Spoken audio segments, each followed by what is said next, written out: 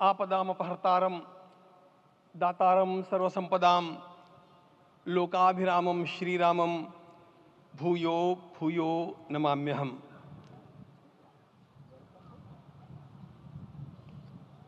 आज अंतःकरण अत्यंत उल्लास से, समाधान से और कृतज्ञता से भरा हुआ है। हमारा संपूर्ण राष्ट्र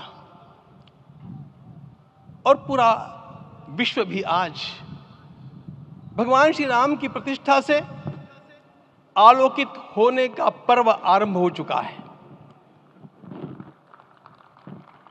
यह केवल एक मंदिर में एक मूर्ति की प्रतिष्ठा नहीं है, यह इस देश की अस्मिता, इस देश का स्वाभिमान और इस देश का आत्मविश्वास, इसकी प्रतिष्ठा है।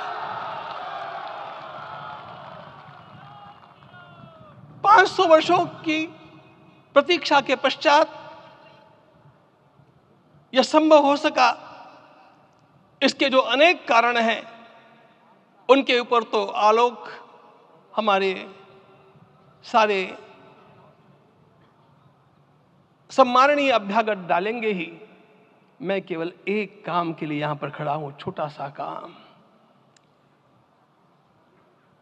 कारण तो अनेक होते हैं, लेकिन अनेक कारण मिलते मिलते आखिर वे एक विशिष्ट स्तर तक पहुंच जाते हैं और उस स्तर पर कोई महापुरुष हम लोगों को उपलब्ध होता है और उस विभूति के कारण युग परिवर्तित हो जाता है।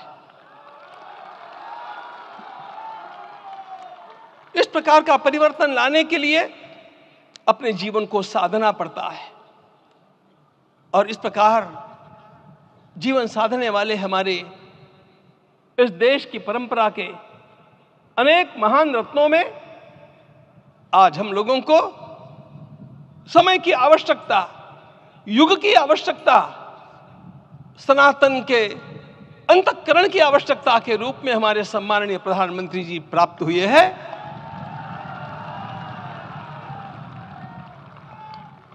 यह केवल इस देश का नहीं, यह संपूर्ण विश्व का सौभाग्य है कि आज एक ऐसा राजदर्शी हम लोगों को प्राप्त हुआ।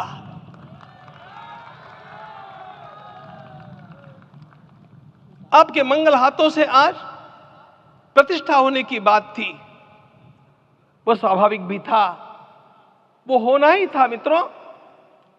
लेकिन मुझे इस बात का आश्चर्य हुआ जब मुझे लगभग 20 दिन पूर्व समाचार मिले कि माननीय प्रधानमंत्री जी को इस प्रतिष्ठा के लिए स्वयं अपने लिए क्या क्या अनुष्ठान करके सिद्ध करना चाहिए, स्वयं को उसकी नियमावली आप लिख करके भेजें।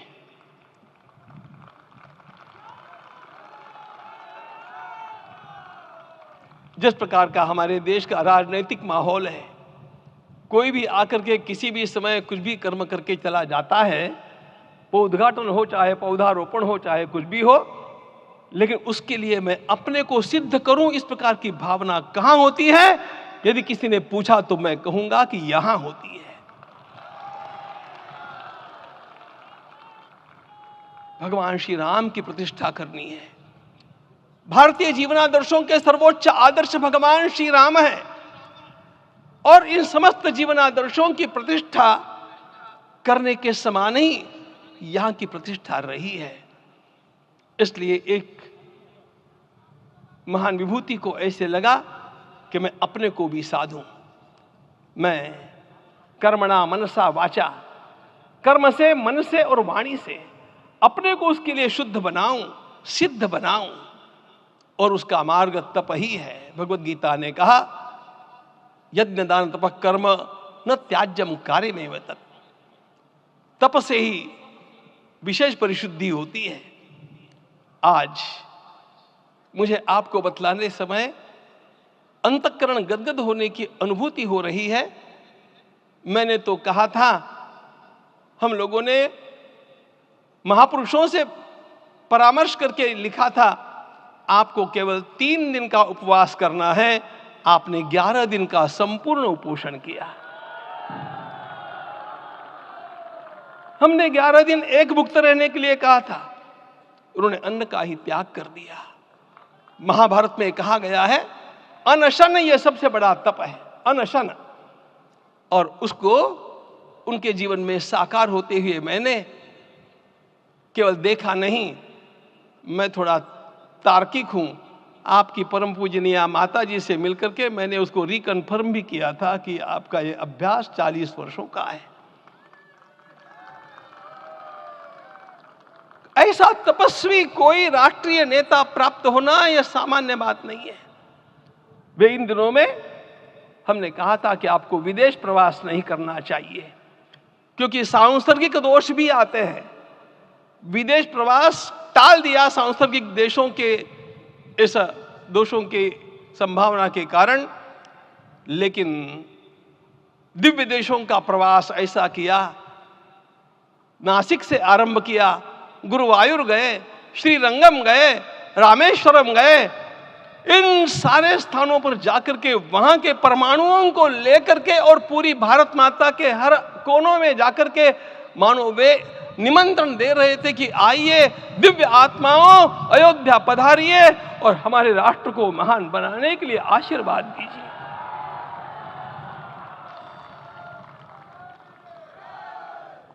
हमने केवल कहा था 3 दिनों तक आपको भूमि शयन करना चाहिए।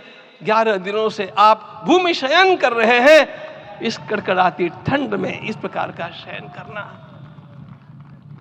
मित्रों, ब्रह्मा जी ने सृष्टि को निर्माण किया। उस समय उन्होंने एक शब्द को सुना था। भारत की संस्कृति का सबसे मूल शब्द है तप, तप इति। हमारे पूज्य गुरुदेव के गुरुदेव परम गुरु कहा करते थे, कांची के परमाचार्य जी महाराज, तपश्चर। मैं जब भी उनसे मिलता था वे कहते थे तपश्चर। आज तप की कमी हो गई है और उस तप को हमने साकार आप में देखा। मुझे इस परंपरा को देखते हुए केवल एक राजा याद आता है जिसमें यह सब कुछ था, और उस राजा का नाम छत्रपति शिवाजी महाराज। छत्रपति शिवाजी महाराज। मित्रों, लोगों को पता नहीं है शायद, वे स्वयं जब मल्लिकार्जुन के दर्शन के लिए श्रीशैलम के ऊपर गए, 3 दिन का उपवास किया, 3 दिन शिव मंदिर में रहे और महाराज ने कहा कि मुझे राज्य नहीं करना है, मुझे संन्यास लेना है, मैं शिव जी की आराधना के लिए जन्मा हूं, मुझे संन्यास लेना है, मुझे वापस मत ले जाइए। इतिहास का वो बड़ा विलक्षण प्रसंग है। उस प्रसंग में उनके सारे ज्येष्ठ मंत्रियों ने उनको समझाया और लौटा करके लाया कि यह भी आपका कार्य भगवत सेवा ही है। आज हम लोगों को उसी प्रकार के एक महापुरुष ऐसे प्राप्त हुए हैं जिसको भगवती जगदम्बा ने स्वयं हिमालय से लौटा करके भेज दिया कि जाओ भारत माता की सेवा करो।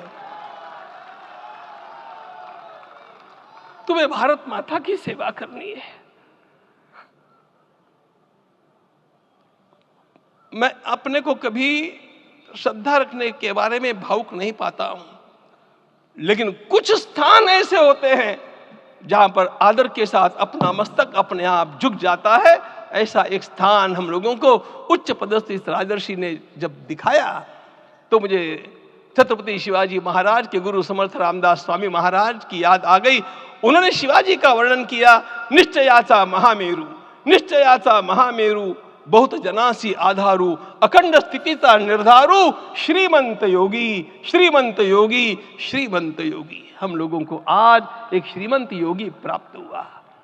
आज मैं यहां पर केवल इसलिए खड़ा हूं कि इतने तपस्या के पश्चात इन सारे महात्माओं की अनुमति लेकर के और उनके आशीर्वाद लेकर के उनका यह तप पूर्ण करने के लिए, उसकी सांगता के लिए उनको चरणामृत दिया जा रहा है। आप सबकी सहमति हो तो आप सब लोग ओंकार का घोष करके मुझे सहमति दें। अगर आप ये वीडियो YouTube पर देख रहे हैं तो हमारे चैनल को सब्सक्राइब करें और बेल आइकन को दबाना ना भूलें। अगर आप Facebook पर ये वीडियो देख रहे हैं तो हमारे पेज को लाइक करें।